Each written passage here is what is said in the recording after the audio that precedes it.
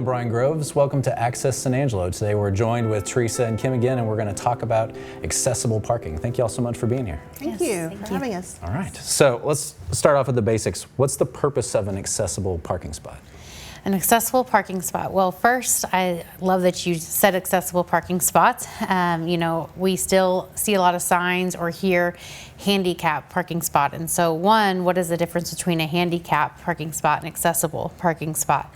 Last time we talked about handicap and that term, I believe society is still in a transition phase of phasing that word out, the term handicap. But it is the same thing.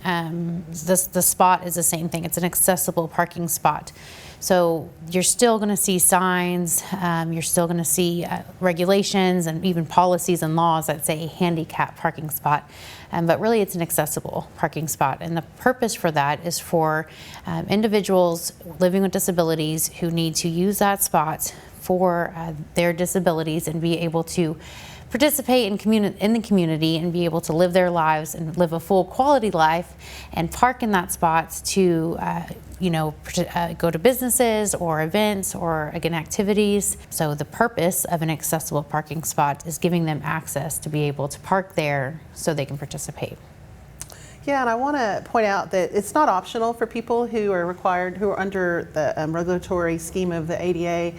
These are requirements that you have to have accessible parking in order to be able to serve people and provide the services that you provide. So I think sometimes people think it's optional. It's not optional. Most businesses do have to have, as well as the city, have to have some accessible parking. So, sorry, were you going to jump in? Yeah, I love that she said optional, because I think sometimes a term to follow on with that is a catch-all, right? Like, well, my mom has an accessible parking tag that she got from the county. So since my mom has it and we use the same car, then everyone in the family gets to use it. No, that's not the case, right? And so, and we could talk about that too, kind of some of the rules and the policies, but it's for that individual. And if that individual is the person getting out of the car, the vehicle, they're the ones that it's used for. There's not switching around and borrowing, and it's not for just everyone in the car. Like, oh, let's park close because we want to park close. It's not for convenience. It's for people's livelihood, really. Yeah. So I think there's some common misconceptions about what an accessible placard or license plate means. So who's eligible for those? Like, and I know that's a big discussion, but from a general basis, who's eligible to have those types of placards or plates? Well, there are placards that are available for veterans who have a disability, but there's also people who have some sort of mobility issue, people who have heart problems, who have lung problems, who have some sort of paralysis. There's a wide variety of disabilities that are covered under the requirements on who can get a placard or not, which, I think leads to I'm really glad we're talking about this, because most of the questions I get, the vast majority, have to do with parking in the city of San Angelo, either our parking or parking at a business. That's what people call me and talk about. And there are standards that we have to meet as to how many spaces you are supposed to have, but there's so many people who are eligible to get these placards either on a permanent basis or temporarily that the spaces are really inadequate. So it's a very broad category of people. Yeah, and I think, she mentioned veterans recently, within the last couple of years, they changed the law for veterans in Texas. So for example, if you see me in my car, I have a DV on my license plate. I have disabled veteran tags. But that doesn't mean I get to actually park in an accessible parking spot. I have to have the actual accessible parking symbol on my license plate. So I had to go, would have had to gone through an extra step to have on my license plate to be able to park in an accessible parking spot, because we know you can be living with a disability but not necessarily have a disability that requires you to park in an accessible parking spot. And so it's like she said, it's very broad. And honestly, in this session, it might seem like we're kind of jumping around a little bit, because parking is a big conversation, a big topic, a lot of questions, a broad topic, but a lot of situations that are different in dynamics. But is it a business? Is it a private business? Is it a public area? Is it a home? Is it a parking lot? Is it a street? So many different dynamics. But for the placards, yes, there are different categories, and also temporary. Right. They're not all permanent. There are temporary placards as well. So The other kinds of calls that I get sometimes is reporting somebody who shouldn't have a placard, who has one. There's some reasons that you would have a placard that are invisible. If somebody has lung capacity issues, just seeing them, you may not think that they have a disability that would require them to have a placard, but they very well could, and it's just not something that's visible. I know we talked about that last time, that people really make their own judgments on who's deserving of these kinds of accommodations based on what they see, and a lot of the circumstances that people are in are not clearly visible when you first look at them. So y'all talked about different kinds of placards. When I was researching for questions, I learned something, because I didn't know there was a blue and a red placard, which y'all kind of talked about as a permanent and a temporary. Can y'all talk about a little bit more about that and what those different colors mean? yeah, good. So the blue one is for a permanent disability. So it's something that you have that's not going to go away or get better. The red ones are for things that are temporary, whether it's, I broke my leg and my doctor now says that I need one for that purpose. So those are generally shorter term, 30, 60 days. They have to be renewed with further verification from a physician generally that you still require that. So that's the primary difference, how long and how severe the duration of your particular circumstances are. And a key to that is that the blue ones still have to be renewed at some point. It's just that the disability that person is living with is most likely a permanent disability. And I think sometimes people can get that confused as well. Right. So, for example, a red placard you may get if you had surgery. And we've talked with the city at City Council before that we have a huge tourism revenue that comes from medical tourism. We have a lot of people that come into San Angelo for surgery, or any kind of medical surgery or medical services or care. They may leave here or stay here with some sort of temporary disability because of that care, and not in a negative light, but just having to use a wheelchair or having to use another mobility device, or have extra care or even medication, and so they may have one of those red placards. But even the blue placards do need to be renewed at some point.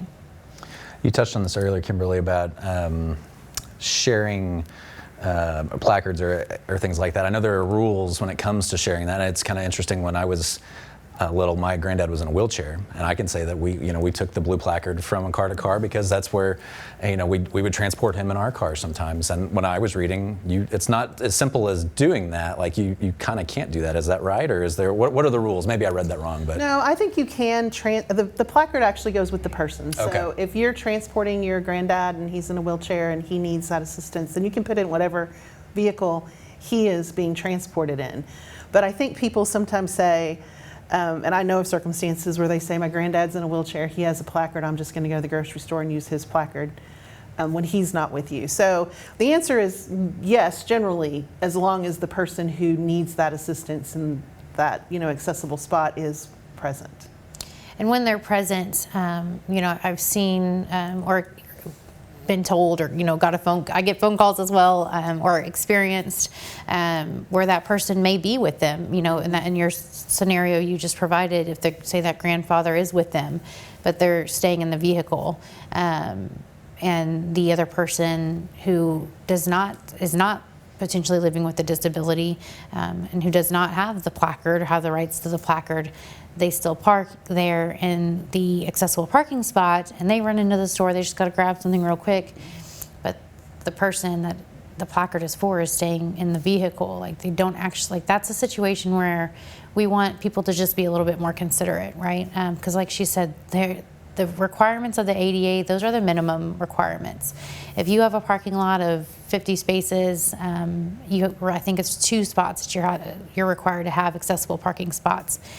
We have a lot of people in San Angelo that need those parking spots, and if you're someone and you're sitting in the passenger seat and you're not actually going into, say, the grocery store, then park a couple spots over and allow someone else who is going to be needing that spot, who is getting out of the vehicle, to park in that accessible parking spot. That's honestly what I see or what I get phone calls about. I do too, and I love that you use the word considerate, because I think if we had more consideration for what the purpose of those spots are, that it would be a much easier process for everybody.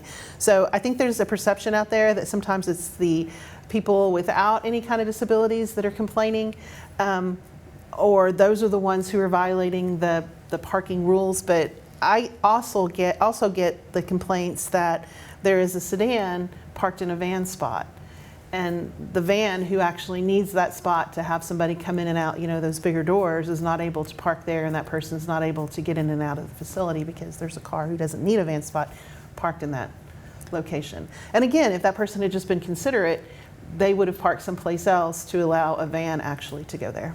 And if you can imagine, in that scenario with the grandfather, if the grandfather parked, if they're in the sedan and they parked in the van accessible spots, they didn't necessarily need to park there. Well, now that's, the van that shows up, they have to park in a sedan spot, or there's no other spot to park.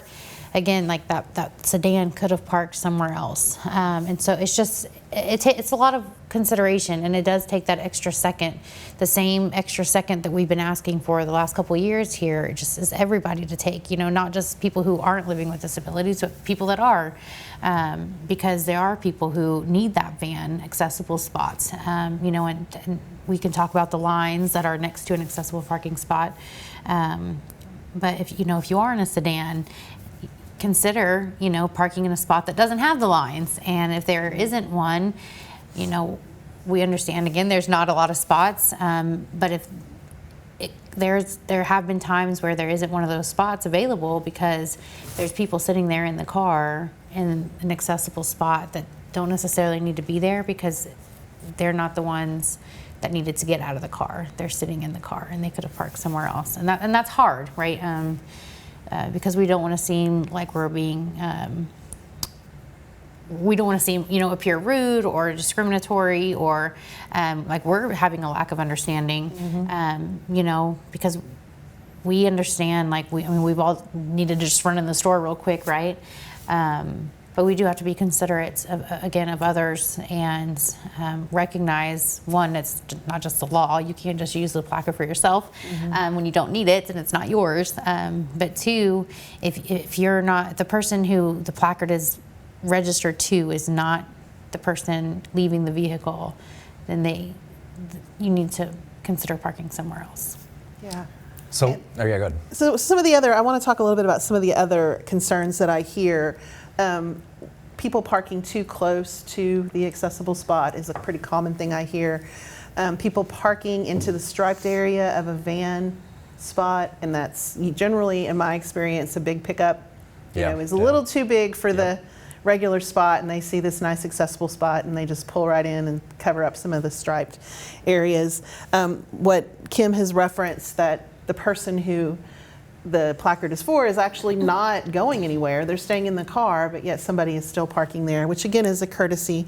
But then I also see from the prosecution side, when these cases come into my office, that often spaces are not clearly marked or appropriately marked. I think the legislature helped us out a little bit on this, because before, if they didn't have the exact markings, we couldn't prosecute the citation because it was not clearly marked. But now it's pretty much it's got close enough. I call it the close enough rule. If it is close enough to be indicating that it's an accessible spot, then we can still take those cases forward. But it is really important for people who have parking lots to make sure that they understand what those, what symbols are supposed to be there and how wide they're supposed to be, so that we can enforce them when there are issues.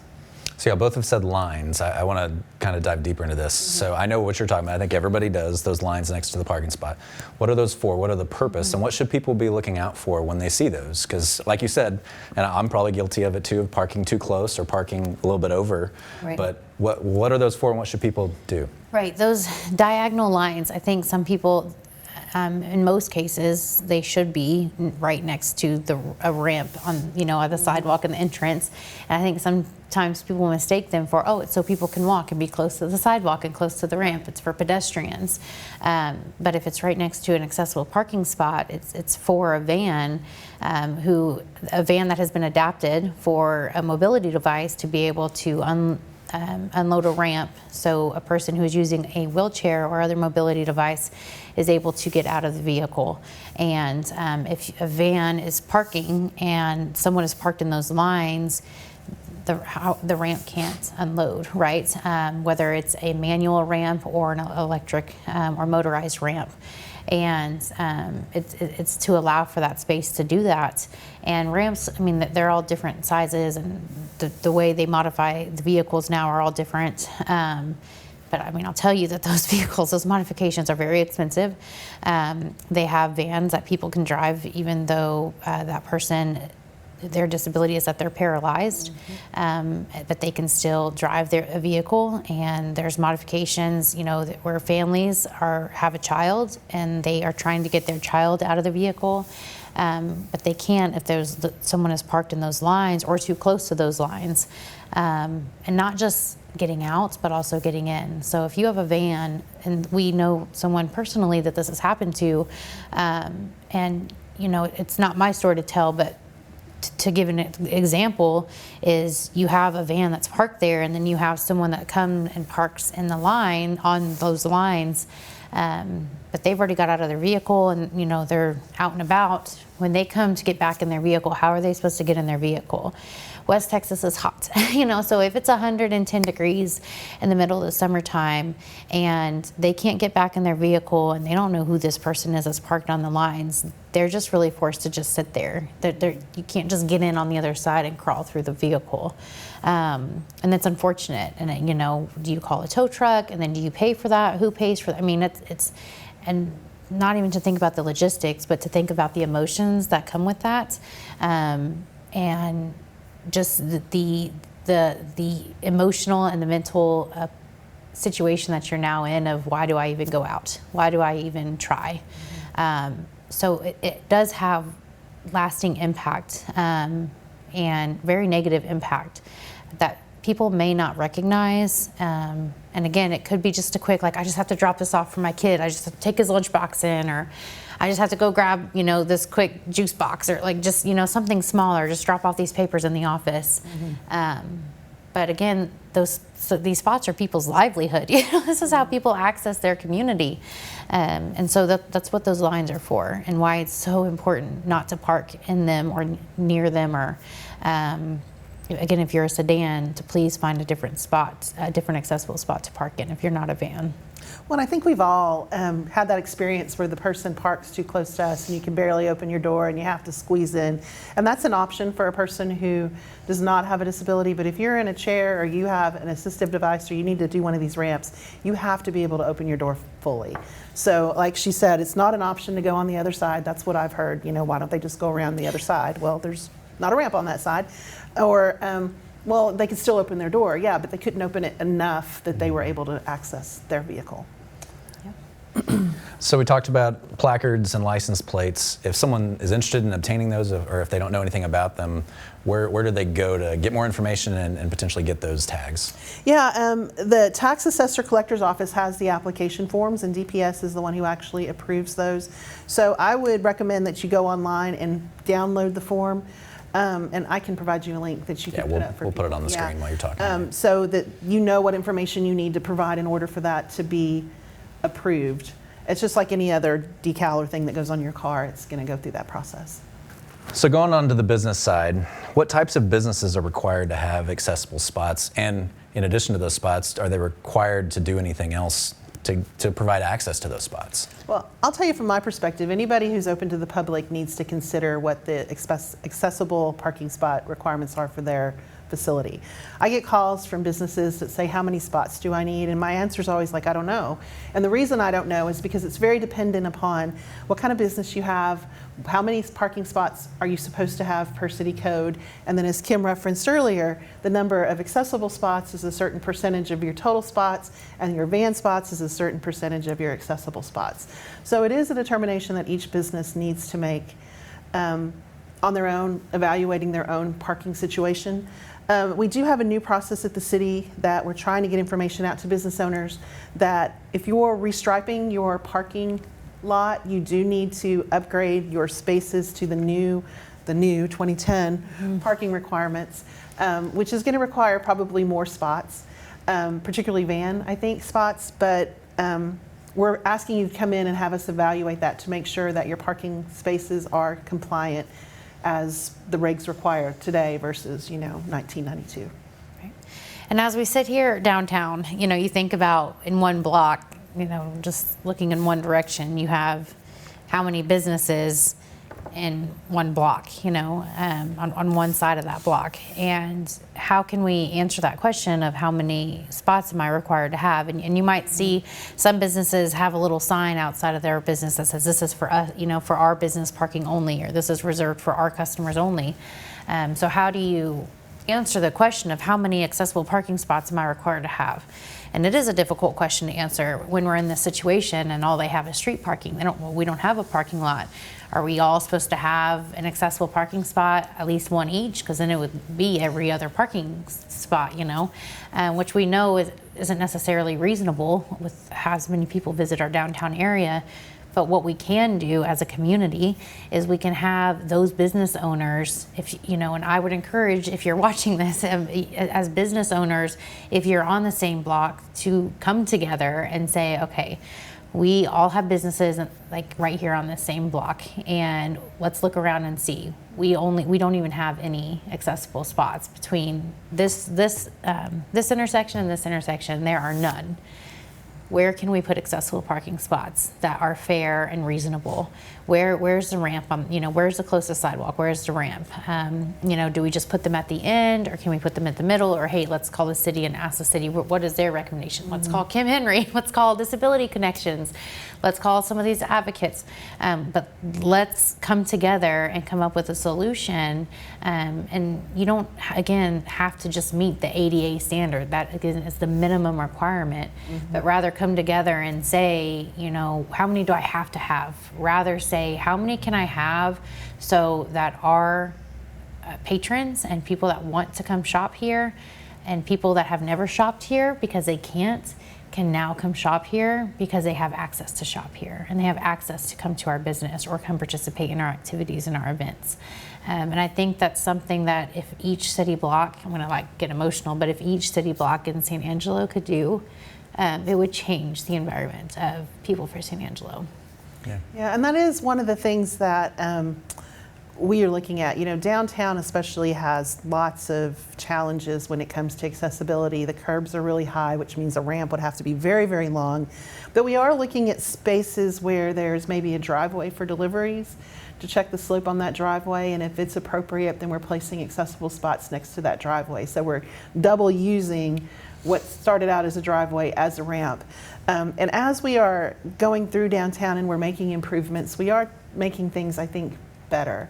But it is something that we have to keep at the front of our mind. I think the good news is that it's no longer just Kim and I and the people who are in the community who are advocates for folks with disabilities that are keeping watch on that. More and more I get comments from city employees, from police officers who notice something and that they take care of it themselves. So I think that things are definitely getting better, but parking, again, as I said, I'm glad we're talking about it because it is one of those areas that is a challenge and it is very frequently brought up. And it is an aspect of requiring, accessibility that impacts people's lives in a very real way. I think we could also note here too that businesses do fall under a different title. I think we talked about that last time, but there are different titles to the ADA, and businesses do fall under a different title of the ADA. And yes, they can of course call me or the city, the city of San Angelo, the ADA coordinator. But the city falls under a different title than businesses do. So there are questions that there are requirements that businesses have that are different than the city. That it's not. It's a federal civil rights law, so it is very difficult to understand. It is very long and very complicated. But the fact that they're asking questions is what we were asking for when we started this 2 years ago, is just ask the questions, is start there. Start opening these conversations, start seeing what you can do. And the fact that people are asking questions is a great start. And then again, we can start creating plans and solutions to make San Angelo more accessible. Because you're right, it's not just a downtown issue. It's a societal issue. But as people are asking more and more of these questions, we're making more and more progress. So. Well, and that's the purpose of these interviews, is to try to help businesses out by saying, here's a good place to start. If you have more questions, we have experts here that can help.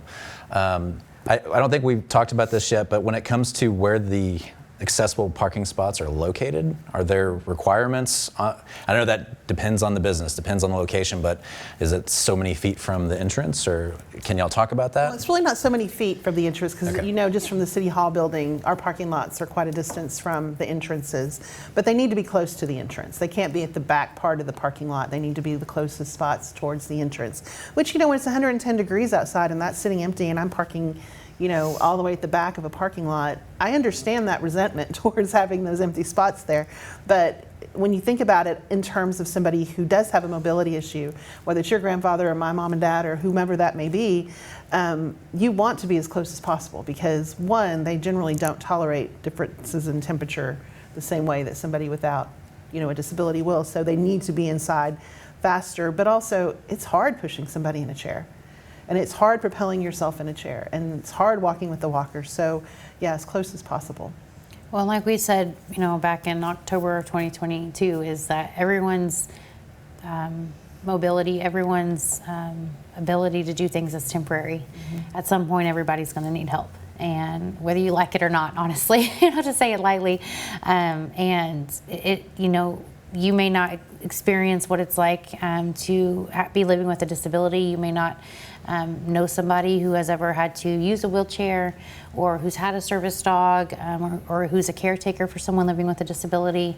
But it takes a significant amount more time and energy and planning and coordination to just go to the grocery store. And the 30 seconds it took somebody to be frustrated that they had to park a couple spots back is 30 seconds of frustration compared to 45 minutes of planning for somebody to go to the grocery store, and then the other 30 minutes to just get into the grocery store. And so, again, it goes back to being considerate. It's not a privilege. I will tell you, having a disability, having a service dog is not a privilege. It's not fun, and that when you ask where do these accessible parking spots need to be, it's not to be at the front because it's a privilege. It's to be at the front because we have just accommodation needs. And Daisy, she has boots that we put on her when it's hot outside, because the pavement is extremely hot and can burn her feet. So we know we park far back, and then we put our boots on, and so she doesn't burn her feet walking to the front. But I've helped people who are using a wheelchair, and it's hot sitting there, and regardless of the weather, like you have a lot to do to be able to get to an establishment.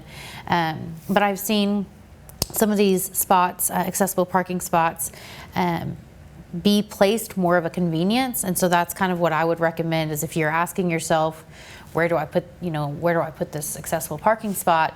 It's not of what is a convenience for you as a business owner or as a property owner. Well, it's convenient for me to put it over there because there's already a ramp that was built 50 years ago, and I can just, add a little extra concrete and smooth it out a little bit and it'll be fine. Rather than you putting a new ramp over here closer to the door where there is a space that you could do it at, right? So it's when you're asking yourself, where do I put this new spot, or where do I update a spot, or is this in the right spot? It's, again, not what is convenient for you, but what is realistic and reasonable for someone who's living with a disability, if in the case they were to need it. And when you ask yourself and compare those two situations, you're most likely going to be able to find the more reasonable answer to that and find, like she said, a place that's closer to the entrance. And if there is a ramp that needs to be built and put in place, then you can do that. I also do want to add that, we evaluate special events permits for the events that happen downtown and around San Angelo, and looking at accessible parking on those applications is something that we added probably 2 years ago now. It's been a while. So the events are getting better at just doing that and considering that themselves. I mean, the first year it was a lot of people who would put, food trucks and whatever over the spots. And I would say, well, that's great. You can put your food trucks there, but now you need to tell me where you're going to have your accessible parking. And they began to realize, well, it's easier just to move my food truck than to find a new place to have an accessible parking spot. So people are thinking ahead, even with the events that take place downtown and along the river a lot. I appreciate that a lot more, that the community is taking action on themselves to fix those things. Kimberly, do you want to talk about how you worked with the rodeo with the parade? Because that was an adjustment this year that they added accessible parking spots, right? Well, that's actually making me real emotional because I did start asking the parades back when we started advocating in the summer of 2022, asking parades like, hey, there's no parking obviously in the parades, everybody comes, can we reserve Shannon, we have a lot of these huge parking structures coming up downtown. Can we just start having one that's always reserved and recognized as, if there's a parade, this is going to be the accessible parking structure, and kind of set that standard. And it started with the Christmas parade, and it filled up very fast. Shannon Hospital allowed us to have a parking spot, a parking lot for that, and that was great. And we've been able to kind of do that for every parade, have it somewhere, and the goal is to have a standard spot. But this year, I did not ask the rodeo parade. They did that themselves. So I did not have to ask the parade. Andy Marquis and the rodeo parade committee made sure it happened themselves. So, and that's the goal, is for us to not have to ask, and for the community just to know it needs to be done. So it was amazing that they, I had 5-10 people send me the link saying that was being done, and saying, look what's happening. And they thought that I had asked, and I didn't ask. They had just done it. So it was amazing. Yeah, and the thing I love about that story is that I hope it brings hope to people who are mistrustful of the city or mistrustful to other entities in the city, that we don't care, we're not trying, that these entities are taking steps themselves, and they are thinking of this thing that before they never even realized they should be thinking about. And I don't know about you, but I haven't come to a lot of resistance over it. People are like, well, tell me how, help me figure out how we can do this. And it makes me very proud of our community that they are stepping up and taking steps themselves. So when we're talking about parking in businesses, I'm a big fan of trust your experts. Like, I don't know everything. We have people in places at the city that know their stuff, and we trust them to do those things. And so if a business has a question on where to put their parking spots, or I don't know where to put them, who do they go to? Can you guys help them, point them in the right direction of where to go? Yeah, I certainly can, and I will refer them most likely to the Texas Department of Licensing and Regulation. That's where you can find information on the Texas accessibility standards. And they also have experts that you can talk to on the phone, or they'll give you somebody locally or regionally that can help in that regard. The city has a limited role once a business is issued a certificate of occupancy to go back into that business and have them do things differently. We do ask that they get that certification from the state that it was done correctly, and that's pretty much all that we require. But absolutely, I do that. I mean, people call me all the time with things that I know nothing about, but I help find them somebody to talk to. Basically, that would be my answer as well. When you have these organizations that, again, have experts, I mean, we're advocates, we're working hard to make sure that people understand the policies, the laws, the regulations, and the cultural competency as well, and having an awareness of what it's like for people living with disabilities. But there are, Disability Rights Texas, Disability Connections, and they can tell you, and it can be exhausting, to be honest, to try to sit there and find the answer. Mm-hmm. And I'm always going to say, please call me, call Disability Connections. We're not going to stop till we find you the answer. But it does take time, especially when you're kind of going into unknown waters and you're asking questions you've never asked before. So just be patient, but just keep asking the questions. Okay. So if someone illegally parks in an accessible spot or obstructs access like we talked earlier, Who should they report that to? I know, we get that question sometimes in the office of this exact thing, and they want to know, can the police department come out? From the city standpoint, can the city enforce parking rules on private property? How does that work? We absolutely can, and that's one of the misconceptions, that the police can't go on to school property or private property to enforce these rules. These rules are in the state statute, so they can enforce them wherever there's a violation. What I recommend to people is first try to talk to the business owner and see if they can locate whoever's parking inappropriately, and see if they can get them to move that vehicle. And the reason I say that is you can call PD, but they have to place a priority on calls. And parking violations, for the most part, are a lower priority than so many of the other things they deal with, like family violence and all those things, as it should be. I know that there was a discussion that was had with our police department with, I think it was Assistant Chief Fincher, and he reprioritized calls for service with accessible parking issues if the person is locked out of their vehicle, because that really is a safety problem for that person. And so those are going to be given a little bit higher priority if you're locked out of your car because somebody's parking too close, but generally those are lower priority calls. So if you can deal with it on the business end, that's always preferable and probably faster. And I think it brings awareness to the business owner as well, and a kind of accountability for that business owner. And it can be uncomfortable, I think, as a business owner, to be the person to ask one of your patrons, like, hey, I recognize who's parked here, please move your vehicle. But it's a responsibility that comes with being a business owner, right? And there's a professional way to do it, and we would just ask that you would do that. And I promise you there will be a lot of people that appreciate that see that you take that action and respect you for that. So where can people, I know we've said this a couple of different times, but just to wrap it up, so where can people go for more information about accessible parking? I know that's several different places, but is there somewhere that you guys, when y'all get those calls, where do you drive people to? I send them, if it's about us, then I just work with the departments within the city, and we try to figure something out and figure out if we're doing what's right and what can we do something different. If it's for somebody or an organization that's not the City of San Angelo, then I recommend they contact the Texas Department of Licensing and Regulation and look at the regs there. And they can get information on that website or by contacting those folks. Yeah, same thing. The Texas Department of Licensing and Regulation as well, but also Disability Connections, Disability Rights Texas, and there's ADA agencies like the Great Plains ADA, and I can give you those links as well. They're the ones that host like ADA conferences. They have ADA experts and lawyers that have practiced in ADA law since the ADA has come around, that have great information presentations and really just guides that they've created that can be very helpful. So I direct them there because sometimes their questions are very specific or very, very situational, that it's kind of like, well, there really isn't a law for that, or there's not a a line item or for that specific situation.